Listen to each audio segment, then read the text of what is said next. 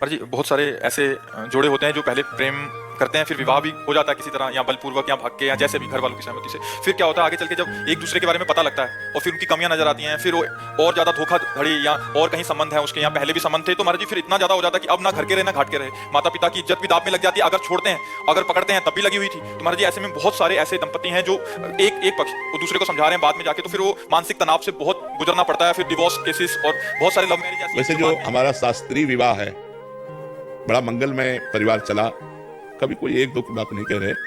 जो हमारी शास्त्रीय पद्धति है सनातन धर्म की, 10 बार लड़का और लड़के के परिवार का परिचय लिया जाता था जाके।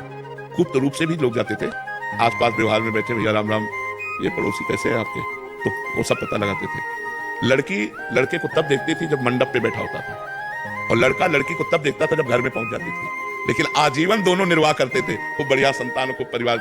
लव मैरिज करते हो, डिवोर्स की बात करते हो। लव मैरिज किसे कहते हैं? प्यार।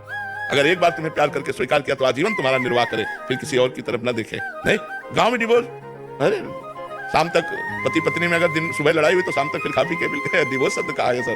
तो एक दो बातें अगर एक दूसरे के प्रतिकूल हो गई तो शाम तक फिर एक हो गए, उसमें कभी ऐसा नहीं। घर परिवार में या बहुत मायके 2-4 दिन हो गई बतिया। मायके की दोस्त देती है, चली जाऊंगी मैं, जाती नहीं शाम को। नहीं, बड़ा प्यार में जीवन हमने तो देखा है।